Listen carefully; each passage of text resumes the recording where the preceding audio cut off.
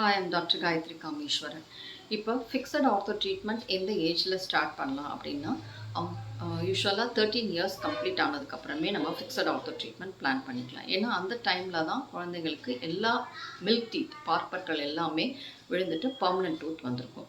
So இவங்களுக்கு அந்த 13 இயர்ஸில் நம்ம என்னென்ன க்ரைட்டீரியா பார்க்கணும் அப்படின்னு பார்த்தீங்கன்னா, அந்த ஜா சைஸ் அண்ட் டூத் சைஸ் இதில் டிஸ்கிரிப்பன்சி இருக்கான்னு பார்க்கணும். தாடையும் பற்களும் அந்த சீட்டார அளவுக்கு அந்த ஜா அமைப்பு இருக்கா, அதோட பெரிமீட்டர், அதோட மெஷர்மெண்ட் கரெக்டாக இருக்கா, டூத்தோட சைஸும் கரெக்டாக இருக்கா அப்படின்றத நம்ம செக் பண்ணணும். இந்த பேராமீட்டர்ஸை செக் பண்ணிட்டு தான் அவங்களுக்கு ரெடக்ஷன் தேவையா, பற்களை மட்டும் நம்ம கம்மி பண்ணி அந்த டிஸ்கிரிப்பன்சியை கரெக்ட் பண்ணலாமா, இல்லை ஏதாவது ரெண்டு பற்களை எடுக்கணுமா அப்படின்றத நம்ம டிசைட் பண்ணுவோம். இது போக நம்ம அந்த பெர்மனன்ட் டூத் வந்து செக் எல்லா பல்லும் வந்திருக்கா அப்படின்றதையும் நம்ம ஐடென்டிஃபை பண்ணுறது கிளினிக்கலாக பண்ணாலும் நம்ம எக்ஸ்ரே எடுக்கணும். ஓபிஜின்னு ஆர்த்தோபேண்டமோகிராஃப். இந்த எக்ஸ்ரேல தான் மில்க் டீத் எல்லாமே விழுந்துட்டு பெர்மனன்ட் வந்து முளைச்சிருக்கா அப்படின்றத ஐடென்டிஃபை பண்ணலாம். இன்கேஸ் அந்த பெர்மனன்ட் டூத் விழலை அப்படின்னா அந்த பெர்மனன்ட் டூத் என்ன பொசிஷனில் இருக்குது அப்படின்றத பார்க்கணும்.